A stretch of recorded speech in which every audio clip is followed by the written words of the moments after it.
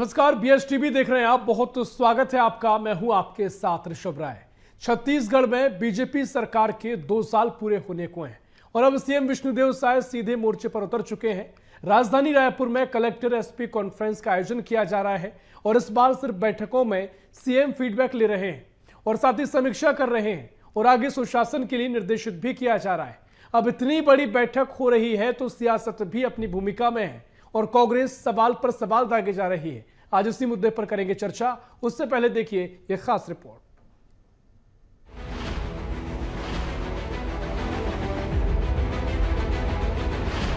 छत्तीसगढ़ में बीजेपी सरकार ने 2 साल के भीतर पारदर्शिता, जीरो टॉलरेंस और सुशासन के जिस मंत्र का सबसे ज्यादा दावा किया, अब उसी मंत्र को और मजबूती के साथ जमीनी स्तर पर उतारने की कवायद तेज हो गई है। राजधानी में चल रही कलेक्टर एसपी कॉन्फ्रेंस इसी दिशा में बड़ा संकेत है। पहले दिन कलेक्टर्स की क्लास लगी, सुशासन के मोर्चे पर फील्ड की हकीकत का जायजा लिया गया।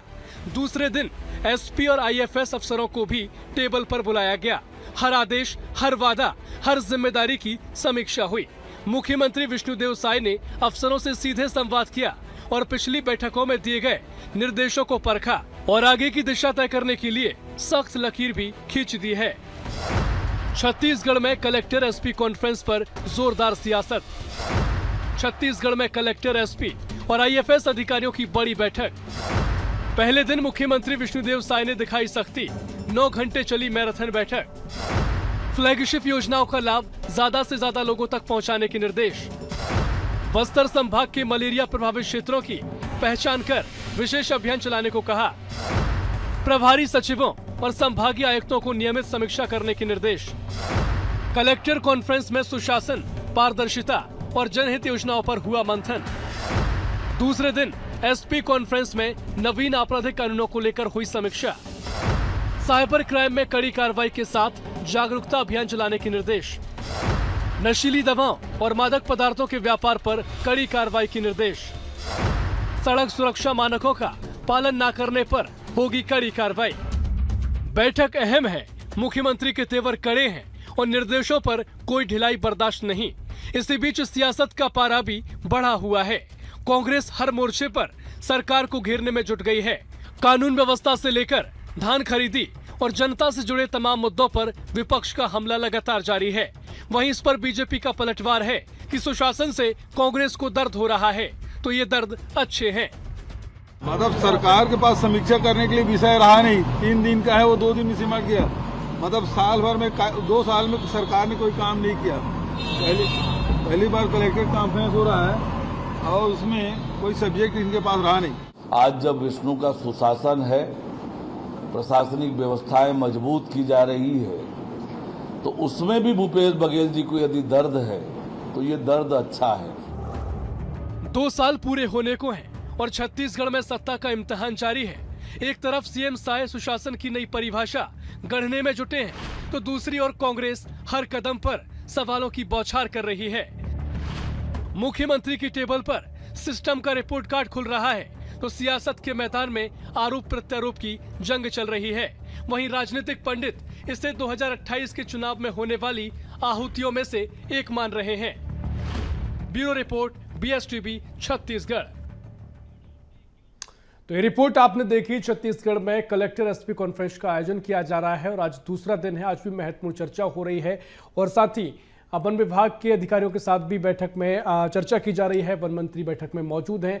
अब कांग्रेस के अपने सवाल हैं। कांग्रेस पहले भी कानून व्यवस्था पर आरोप लगाती रही है, इसलिए कांग्रेस के पास एक मौका है। लेकिन सरकार का दावा है कि जो भी कमियां हैं, जो भी लापरवाहियां अगर होती हैं, उन सबको दुरुस्त करने के लिए इससे बढ़िया पहल नहीं हो सकती है। चर्चा की शुरुआत करेंगे। मेहमान हमारे साथ जुड़ गए हैं। भारतीय जनता पार्टी से प्रवक्ता है प्रमोद कुमार शर्मा। प्रमोद जी, बहुत स्वागत है आपका बीएसटीवी में। और साथ ही कांग्रेस से प्रवक्ता है शिव सिंह ठाकुर साहब। ठाकुर साहब, बहुत स्वागत कर रहा हूं आपका बीएसटीवी में। प्रमोद जी, पहले मैं आपके पास आऊंगा क्योंकि कांग्रेस लगातार सवाल पहले भी खड़े कर रही थी जब इसका ऐलान किया गया कि कलेक्टर एसपी कॉन्फ्रेंस होने जा रही है। कांग्रेस ने कहा कि कानून व्यवस्था ध्वस्त है और इन सबसे कुछ नहीं होने वाला है, ये सब दिखावा है। और उसके बाद दूसरी बात यह कि अभी कांग्रेस कह रही है, आपने प्रतिक्रिया सुनी होगी भूपेश बघेल जी की, वो ये कह रहे हैं कि समीक्षा के लिए कुछ विषय आपके पास था नहीं, 2 साल में कुछ किया नहीं गया, तो विषय आपके पास नहीं है, सब्जेक्ट नहीं है, तमाम आरोप आप पर लगाए। कांग्रेस पार्टी पूरी तरीके से मुद्दाविहीन है। अब इनको बोलने के लिए कुछ रहा नहीं गया। ये जो पिछला इनका जो 5 साल का कार्यकाल रहा, भ्रष्टाचार से लिप्त रहा, और जिस तरीके से छत्तीसगढ़ को सीएम पद में, मुख्यमंत्री के पद में रह के कलंकित करने का जो काम माननीय मुख्यमंत्री भूपेश बघेल जी जो किए, उनके लिए अब बोलने के लिए कोई तथ्य रहा ही नहीं। इसलिए अनर्गल आरोप लगाना और मिथ्या आरोप लगाना, बदनाम करना, बस यही काम बच गया है। ये कितनी अच्छी बात है कि हमारे छत्तीसगढ़ के माननीय मुख्यमंत्री जी जो स्वयं एसपी कलेक्टर से सीधा संवाद करके प्रशासनिक व्यवस्था को और जनहित सेवा की गुणवत्ता का जायजा ले रहे हैं, ये इससे बढ़िया बात और क्या हो सकती है। अब इनमें भी भारतीय जनता पार्टी को पीड़ा हो रही है, तो कुल मिला के ये है कि भारतीय जनता पार्टी को देख के इन लोगों को पीड़ा होती रहती है हमेशा कि इनकी सरकार क्यों है, और करने के लिए 5 साल इन लोग पूरा भ्रष्टाचार किए। ये भारतीय जनता पार्टी की सरकार है, विष्णुदेव साय की सुशासन है, इसमें माननीय हमारे विष्णुदेव साय जी के नेतृत्व में छत्तीसगढ़ में बहुत ही अच्छा संचालन हो रहा है और आगे भी होता रहेगा। ठीक है, इस मंथन से क्या कुछ निकलेगा, क्योंकि कांग्रेस के तमाम आरोप हैं। एक महत्वपूर्ण देखना यह भी होगा कि मंथन तो बहुत हो रहा है, जमीन पर कितनी तस्वीर उतरती है। पिछले कुछ समय में अगर कुछ मामले सामने आए हैं तो उन पर कैसे आगे काम किया जाएगा, क्या कुछ बदलाव होंगे, इस पर हम आपसे चर्चा करेंगे। लेकिन शिव सिंह ठाकुर साहब, आपके पास में आ रहा हूं। वो कह रहे हैं कि आपके पास कुछ बोलने को नहीं है जो आप इस तरह के सवाल कर रहे हैं, और सुशासन लगातार देखने को मिल रहा है और कांग्रेस वो देख नहीं पा रही है, कांग्रेस को दर्द हो रहा है। तो ये दर्द अच्छे हैं, बीजेपी कह रही। देखिए ऋषभ जी, बार बार भारतीय जनता पार्टी के लोग बोलते हैं कि हमारे पास मुद्दे नहीं है। अरे जनता के मुद्दे तो इतने हैं। इन्हीं के सरकार में बैठे हुए पूर्व मंत्री विधायक रेणुका सिंह जी, उन्होंने क्या कहा, सरकार में रावण बैठे हुए हैं।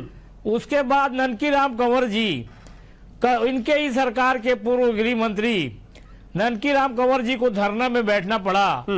ये मुद्दे ऐसे इन्हीं के सरकार के लोग ही इनको घेर रहे हैं। अभी कांग्रेस तो जो है जनता के मुद्दे उठा रही, मुद्दे नहीं है इन्हीं के लोग जो है नेता मुद्दे उठा रहे हैं। पहला, दूसरा चीज, अभी कलेक्टर और ये जब चीजें हो रही है, पहली बार जो है वन विभाग के अधिकारियों को भी बुलाया गया है कॉन्फ्रेंस में। मतलब सीधा सीधा जो है अडानी, जो पहले से हम बोल रहे हैं कि जंगल की ओर, अभी तक जंगल सेफ था।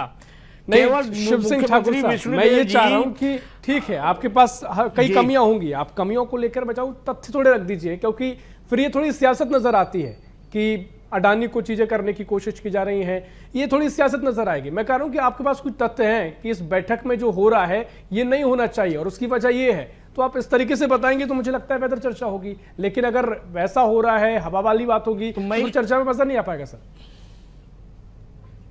ठाकुर साहब, अरे ऋषभ जी, वही बताने जा रहा हूं मैं कि जो बैठक हो रही है, इसमें पहली बार जो है आज तक के इतिहास में हमारे जानकारी में फॉरेस्ट के अधिकारियों को कभी नहीं बुलाया जाता था। उसको क्यों बुलाया गया है, नंबर 1।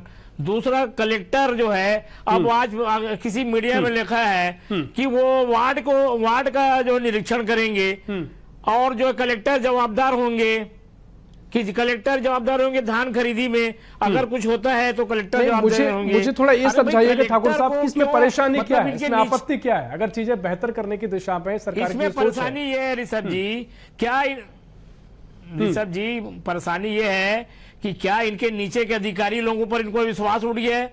क्या छोटे कर्मचारी जो ईमानदारी से दिन रात काम कर रहे हैं, क्या कलेक्टर को और भी काम नहीं है? मतलब कोई काम नहीं है कलेक्टर को, खाली बैठे हैं जो हमारे ठाकुर साहब। ठीक है, मैं थोड़ा इसको सियासी रूप से अलग हटता हूं, जनता के नजरिए से देखते हैं। आप लगातार सवाल खड़े कर रहे हैं कि इस तरह की व्यवस्थाएं हैं, चीजें कमियां हैं, कानून व्यवस्था ध्वस्त है। अब चूंकि जिम्मेदारी दी जा रही है बड़े अधिकारियों को ताकि उनकी निगरानी में काम होगा तो बेटर होगा, तो कांग्रेस इस पर भी सवाल खड़े कर रही है। एक आपको पैमाना तय करना पड़ेगा ना, आप समाधान में क्या चाहते हैं? वही बोल रहा हूं कि भाई हम तो ये मुद्दे जो उठा रहे हैं लगातार 2 साल हो गया सरकार को, जनता त्रस्त है, का लाइन ऑफ ऑर्डर बिगड़ी हुई है, चाकूबाजी हो रही है, नशे का व्यापार हो गया है छत्तीसगढ़, मर्डर हो रहे हैं, लूट मार हो रहा है, महिलाएं सुरक्षित नहीं है। तो कुछ हो नहीं पा रहा, इसलिए ठीक है। कलेक्टर इनके जो है अधीनस्थ कर्मचारी ठीक है, प्रमोद शर्मा जी आप समझाइएगा कंट्रोल में नहीं है, तो जो कलेक्टर को क्या कर लेगा जिम्मेदारी दी जा कलेक्टर? रही है, वार्डों का निरीक्षण करेंगे। कांग्रेस कह रही है कि क्या कलेक्टर के पास यही काम रह गया है, और वन विभाग वाला कॉन्सेप्ट थोड़ा क्या है, इसको भी समझा दीजिएगा। अच्छा देखिए, अब मैं थोड़ा देर पहले मैंने कहा था कि कांग्रेस पूरी तरीके से मुद्दाबीन है। अब अभी ठाकुर साहब क्या बात को उठा देख लीजिए, उनके पास मुद्दा कौन सा है? रेणुका सिंह जी का बयान, ननकी राम जी का बयान, फॉरेस्ट वाले को मुख्यमंत्री जी क्यों बुलाए, और अडानी, मतलब इनके में अडानी को हटा दे, इनके पास बोलने के लिए कोई मुद्दा रहेगा ही नहीं। और दूसरा, धान खरीदने के लिए कलेक्टर को आप जवाबदार क्यों दे रहे हैं? वाह, ये कोई मुद्दा है? बताइए माननीय महोदय जी, आप ये बताइए, जिला अधीक्षक महोदय, जिला कलेक्टर साहब के नेतृत्व में अगर धान खरीदी होगी तो हमारे सीएम साहब अगर इनको कड़ाई कर रहे हैं, प्रशासनिक कसावट ला रहे हैं कि अगर कोई भी गड़बड़ी हुई हमारे किसान भाइयों का धान खरीदी में, तो कलेक्टर को बख्शा नहीं जाएगा, उनके ऊपर कार्रवाई की जाएगी। तब इसमें इनको पीड़ा है। फॉरेस्ट वाले अधिकारी को बुला के जायजा ले रहे हैं कि वहां के नक्सली समस्या पूरी तरीके से खत्म होने की स्थिति में छत्तीसगढ़ में वहां कुछ अच्छा हो, उनके बारे में समीक्षा हो, तब कांग्रेस वाले को पीड़ा हो रही है। तो ये चाहते क्या है? अभी तक ये बताइए, मुद्दा ही क्या है इनके पास? और हमारे प्रवक्ता महोदय बोल रहे हैं चाकू मारा जा रहा है, महिला सुरक्षित नहीं है, ये वो है। तो कहाँ चाकू मारा जा रहा है, कहाँ की महिला सुरक्षित नहीं है? आप थोड़ा सा नाम बता दीजिए, आप तुरंत कार्रवाई करवाएंगे प्रवक्ता महोदय जी। कम से कम इसको बताइएगा ठाकुर साहब, बताइएगा कर दीजिए जी। अरे कलेक्टर सुरक्षित नहीं है, कलेक्टर कवर्धा का कलेक्टर जो है वो तो सुरक्षा मांग रहे हैं, उसको तो सुरक्षा दे दीजिए सरकार। कवर्धा का कलेक्टर बेचारा एसपी से गुहार लगा रहा है, मेरी रक्षा करो। भारतीय जनता पार्टी के कार्यकर्ता घुस गए उनके घर में, कलेक्टर को सुरक्षित दे दो और आम जनता को छोड़ो। आप जो कलेक्टर एसपी सुरक्षित नहीं है, बात करते हो आप, कलेक्टर सुरक्षित नहीं है आपके राज्य में, बेचारा सुरक्षा के लिए गुहार कर रहे हैं सरकार से। क्या महिलाओं को सुरक्षित करोगे आप, जनता को सुरक्षित करोगे आप? आपके राज्य में कलेक्टर सुरक्षित नहीं है। बात हमारी महिलाएं बहनों जान लीजिए, आदिवासियों को देख लीजिए, सुरक्षित नहीं है। कलेक्टर को सुरक्षा, कलेक्टर को हाथ लगा रहा है, मुझे सुरक्षा दीजिए, मेरी जान खतरे में है। भारतीय जनता पार्टी के गुंडे, अरे किसकी सुरक्षा? भारतीय जनता पार्टी के गुंडे उनके घर में घुस रहे हैं। ठीक है, क्या बात करेंगे? ठीक है शिव सिंह ठाकुर साहब, मैं आपके पास आऊंगा, मैं आपके पास आऊंगा।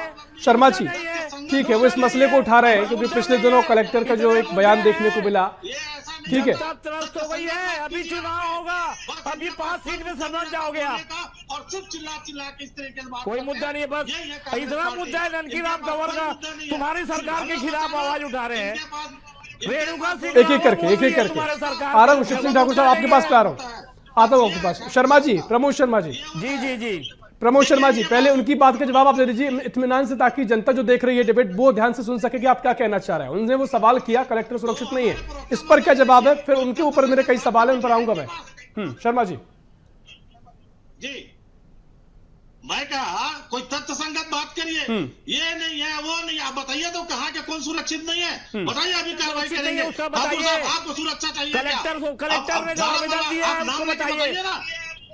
कलेक्टर ने आवेदन दिया है, मुझे जान का खतरा है। अरे कवर्धा के कलेक्टर ने आवेदन दिया है, बताइए आप। चलिए ठीक है, रुकिए, ठीक और क्या तथ्य दूंगा मैं? ठीक है, कलेक्टर को छोटा मोटा आदमी होता है क्या, राह चलता आदमी? कलेक्टर प्रमोद कुमार शर्मा जी, तो क्या आप वो कर रहे हैं? कलेक्टर को सुरक्षा के लिए मंगाया है आवेदन, कलेक्टर के घर में भारतीय जनता पार्टी। ठीक है, प्रमोद कुमार शर्मा जी, मैं आपसे ये कह रहा हूँ, प्रमोद शर्मा जी मेरी आवाज आप सुन पा रहे हैं? क्या सुरक्षा दोगे? मेरी आवाज प्रमोद शर्मा जी सुन पा रहे हैं? बिल्कुल सुन रहा हूँ। जो सवाल वो कर रहे हैं, क्योंकि पिछले दिनों जो खबर देखने को मिली, कलेक्टर ने जो आवेदन दिया है, फिर जिस तरीके से पूरा मामला गर्म आया, उस पर वो आपको सवाल कर रहे हैं। एक छोटा सा एक रिएक्शन उस पर आप दे दीजिए, फिर मैं चर्चा को आगे बढ़ाऊंगा। किसी प्रकार का किसी को कोई कलेक्टर तो बहुत दूर की बात है, आम नागरिक को भी खतरा नहीं है। वही तो मैं बोलना चाहता हूँ हमारे ठाकुर साहब को, इनको बस बिना तथ्य के बात करना है और टीवी में चिल्ला चिल्ला के बोलना है, जोर से आवाज करके। ठीक है, इनको सिखा के भेजा जाता है। ठीक है, शिव सिंह ठाकुर साहब मैं आपके पास आता हूँ, क्योंकि इतनी महत्वपूर्ण चर्चा का हमने शुरुआत करी। ठीक है शिव सिंह ठाकुर साहब, महत्वपूर्ण चर्चा की शुरुआत हमने करी और ठाकुर साहब मैंने पहले भी आपसे कहा कि मुझे कोई तथ्यात्मक चीजें बता दीजिएगा, लेकिन आपकी इस पूरी चर्चा में मुझे सबसे बड़ा पॉइंट नजर आया कि कलेक्टर खतरे में है।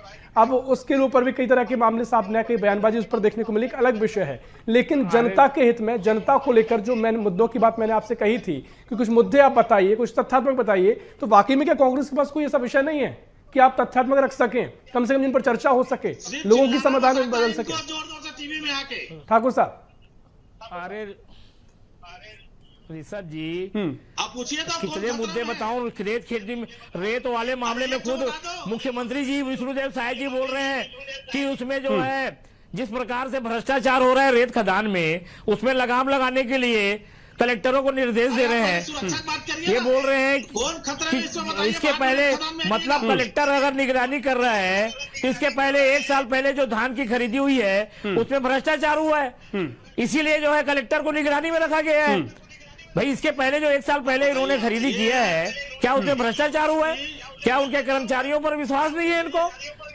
इसलिए कलेक्टर की निगरानी में रखा जा रहा है। रेती खदान को लेके गोलियां चल गई है। चलिए ठीक है, आपके अपने अपने तर्क हैं, ठीक है, मैं आप पर लौटूंगा ठाकुर साहब, ये आपके महत्वपूर्ण तर्क हो जाते हैं कि ठीक है, आपको लग रहा है कि चलिए अगर जो कलेक्टर को जिम्मेदारी दी जा रही है, भ्रष्टाचार को छुपाने की कोशिश है, बहुत सारे तर्क आप दे रहे हैं, लेकिन मनीष वोरा साहब हमारे साथ जुड़ गए हैं, वरिष्ठ पत्रकार है। मनीष जी, बहुत स्वागत है आपका, थोड़े आप लेट जुड़े, लेकिन जिस तरीके से चर्चा हो रही है, अब कॉन्फ्रेंस का आयोजन किया जा रहा है, कानून व्यवस्था को बेहतर करने की पूरी कवायद देखने को मिल रही है, कांग्रेस की बहुत सारे सवाल हैं कि कानून व्यवस्था पहले ध्वस्त हो चुकी है, बहुत सारे मामले पहले देखने को ऐसे मिले हैं, तो आप क्या कुछ देख रहे हैं? जो पहले कमियां देखने को मिली हैं उनसे कितनी तस्वीर बदलती इस व्यवस्था से नजर आएगी, इस प्रक्रिया के बाद नजर आएगी, और इस पूरी कॉन्फ्रेंस के क्या मायने आप देख रहे हैं?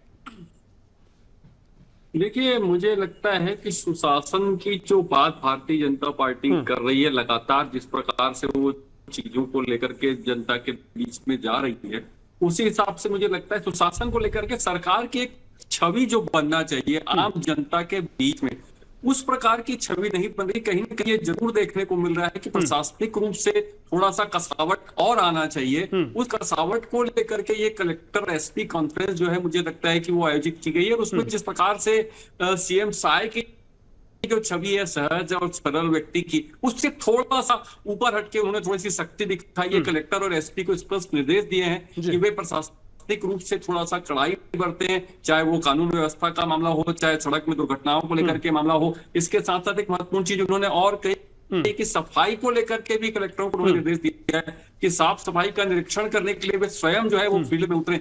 यानी सरकार सीधे तौर पर ये चाहती है कि अधिकारी एसी चैम्बर में बैठ करके निर्देश न दें, वो फील्ड में उतरे, जनता की समस्याओं को समझें। मनीष जी, इनको कांग्रेस से कह रही है कि कलेक्टर को जो छोटे छोटे काम दिए जा रहे हैं, मनीष जी, कांग्रेस ने भी सवाल उठाया, जो ठाकुर साहब बैठे हुए हैं, वो कह रहे हैं कि कलेक्टर अगर वार्डों का निरीक्षण करेंगे तो क्या उनके पास यही काम रह गया है? क्या ये बात सही बैठती है, या फिर अगर कलेक्टर करेंगे तो और ज्यादा प्रभाव पड़ेगा, एक सकारात्मक पहलू देखने को मिलेगा? आपको क्या लगता है?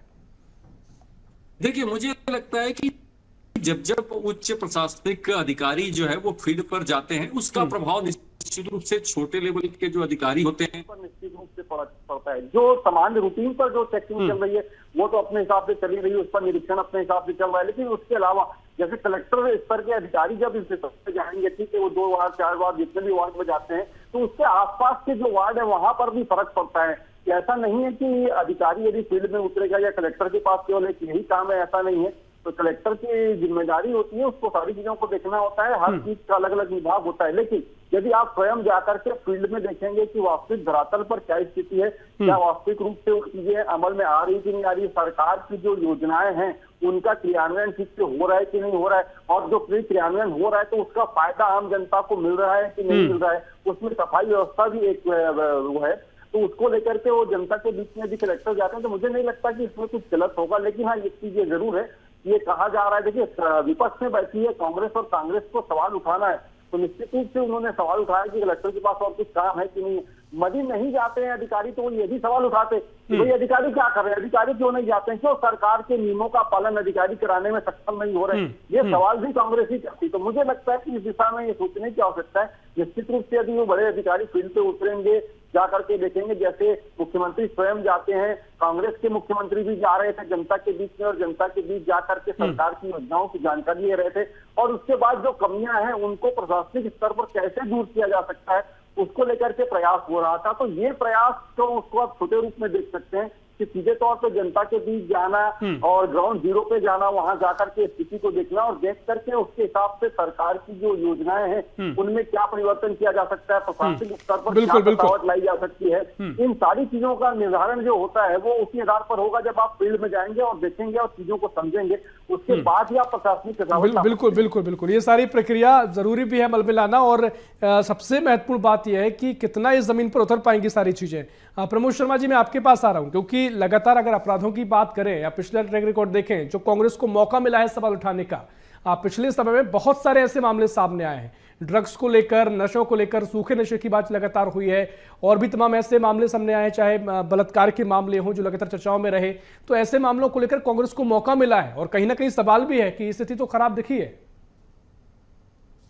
देखिए, अब पिछले जो 5 साल कांग्रेस सरकार की जो रही, अगर ये अभी की जो 2 साल इसमें आप कंपेयर कीजिए, तुलना कीजिए, अभी की हमारी भारतीय जनता पार्टी की सरकार, पिछले जो की सरकार सुशासन सरकार में अब जमीन और आसमान का अंतर है। पहले के इनके जो कलेक्टर हुआ करते थे, जैसे कि रानू साहू जी, अजय टुटेजा जी और ना जाने कितने सारे, सिर्फ उस सरकार के लिए वसूली का काम करते थे। तो ये भारतीय जनता पार्टी की सरकार है।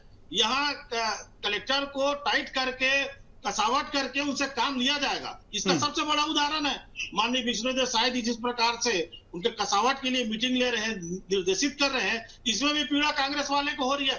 अब मैं एक बात कहना चाहूंगा, हमारे प्रवक्ता महोदय शिव सिंह ठाकुर जी, वो एक आठ तथ्य संगत बात रखिए, कभी रेत पे आ जाते हैं, कभी धान खरीदने पे आके, कभी किसी का बलात्कार हो रहा है, कभी किसी की चोरी हो रहा है, डकैती हो रहा है, कभी कलेक्टर सुरक्षित नहीं है। कोई तो तथ्य संगत उदाहरण बता दीजिए ताकि उनमें आप एक अच्छे नागरिक होने के नाते बता दीजिए। ठीक है ठाकुर साहब बताइएगा, और साथ ही जो वो सवाल कर रहे हैं बताइएगा, जवाब दीजिएगा। और साथ ही जो अभी बैठक चल रही है, बहुत सारे ऐसे विषय हैं कांग्रेस और आप लगातार उठा रहे थे, उन विषयों पर चर्चा हो रही है। नशीली दवाओं, मादक पदार्थों के व्यापार पर कड़ी कार्रवाई के निर्देश सीएम ने दिए हैं। अब निर्देश आमतौर पर दिए जाते हैं, लेकिन जब अधिकारियों के सामने मुख्यमंत्री बैठे हों और उनसे कहा जाए कि ये सारी चीजें आगे कड़ी इन पर कार्रवाई हो और ये बर्दाश्त नहीं है, तो अधिकारियों पर प्रेशर पड़ता है और कहीं ना कहीं अधिकारी उसको जिम्मेदारी से काम करते हैं। पता होता है कि सीएम निगाह रख रहे हैं, तो कम से कम आपको खुश होना चाहिए कि आपको जो मामले उठाए वो चर्चा में रहे और उन पर अब निर्देश दिए जा रहे हैं। देखिए ऋषभ जी, इनका शासन प्रशासन में पकड़ नहीं रह गया है। ये केवल खाना पूर्ति है, केवल खाना पूर्ति जनता को दिखाने के लिए।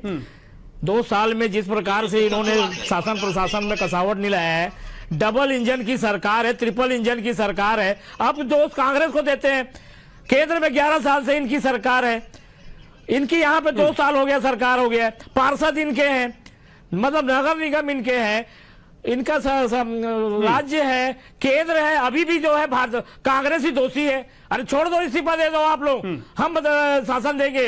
हमारी भूपेश बघेल जी की सरकार थी, केवल अधिकारियों को दोष दे दो। अधिकारी सब हमारे ईमानदार थे, केवल भारतीय जनता पार्टी के जो केंद्र के ईडी, सीबीआई और इसे केवल डर दिखाए। अभी तक केवल जो है पेशी चालान पेशी किसी को भी सजा नहीं दिला सके, और कोर्ट इनको जो है लताड़ लगा रहा है और रोज एक से एक इनके बड़े बड़े अधिकारियों को नोटिस दे रहा है। और अभी ईडी के अधिकारियों को भी बहुत सारे मामले हैं, उनको मिक्स नहीं कर सकते। देखिए कानून व्यवस्था अपनी जगह अलग है, बहुत सारे मामले हैं, घोटालों की बात है वो एक अलग विषय है। मनीष बोरा जी, आखिरी प्रतिक्रिया आपकी, क्विक रिएक्शन दीजिएगा। जो कांग्रेस के आरोप कितने सही है और जो 2 साल की बात कही जा रही है, क्या कांग्रेस की पूर्व सरकार जिम्मेदार या अभी के आंकड़े? यदि बात किया जाए कांग्रेस की सरकार को लेकर के, तो कांग्रेस और भाजपा की सरकार के बीच में कोई बहुत बड़ा फर्क देखने को नहीं मिल रहा है। जो स्थितियां कांग्रेस के समय थी, आज भी वही स्थितियां देखने को मिल रही है, लेकिन उसमें सुधार के लगातार प्रयास जो है प्रशासनिक स्तर पर, राजनीतिक स्तर पर किए जा रहे हैं। और उन सुधारों को लेकर के कितना वो अमल में आते हैं, कितना नहीं आते हैं। देखिए एक और महत्वपूर्ण चीज है कि मुख्यमंत्री जो है वो कलेक्टर और एसपीओ की कॉन्फ्रेंस जो कर रहे हैं, उस कॉन्फ्रेंस में केवल दिशा निर्देश नहीं दिए हैं, इसके जो कलेक्टर और एसपी की कॉन्फ्रेंस हुई थी उसमें जो उन्होंने दिशा निर्देश दिए थे, उसमें जो आदेश उन्होंने दिए थे उन आदेशों पर कितना अमल हुआ, इसके अलावा सरकार ने बीच बीच में अन्य जो आदेश दिए उन पर कितना अमल हुआ, इसकी भी समीक्षा वो कर रहे हैं। और बिल्कुल अभी वर्तमान में सरकार क्या चाहती है उसको लेकर के भी दिशा निर्देश दे रहे हैं। तो मुझे लगता है इन दोनों चीजों के बीच में, और कांग्रेस की और बीजेपी की सरकार जो है, दोनों के बीच की यदि हम बात करें, तो मैंने पहले भी कहा इस बात को कि जो स्थिति कानून व्यवस्था की है कमोबेश एक जैसी है, कोई बहुत बड़ा फर्क उसमें देखने को नहीं मिला है। और इसी फर्क को लेकर के जनता के बिल्कुल बिल्कुल, देखिए महत्वपूर्ण बात आपने कही। समय पूरा हो रहा है मनीष, आपको रोक रहा हूं मैं, क्योंकि जिस तरीके से ये पुराने रिकॉर्ड को लेकर, परफॉर्मेंस को लेकर समीक्षा हुई है तो बहुत सारे बिंदुओं पर चर्चा हुई है, लेकिन हम सब उम्मीद करेंगे और अगर आगे चर्चा होगी तो ये चर्चा इस पर हो कि जो बात कही गई है वो जमीन पर कितनी उतरी है, वो भी महत्वपूर्ण चर्चा हो जाएगी। फिलहाल समय इतना ही, चर्चा और हो सकती है। बहुत शुक्रिया आप सभी मेहमानों को चर्चा में शामिल होने के लिए। तो कुल मिलाकर छत्तीसगढ़ में जो एसपी कलेक्टर कॉन्फ्रेंस का आयोजन किया गया, आज आखिरी और दूसरा दिन है और आज महत्वपूर्ण चर्चा इसमें की जा रही है। इसमें लेकर एसपी और कलेक्टर को लेकर जो कई निर्देश भी दिए गए हैं, पुराने परफॉर्मेंस को लेकर समीक्षा भी की गई है। अब देखना महत्वपूर्ण होगा क्या कुछ तस्वीर आगे नजर आएगी। फिलहाल के लिए इस खास पेश में इतना ही। देश प्रदेश की और भी खबरों के लिए देखते रहिए BSTV। नमस्कार।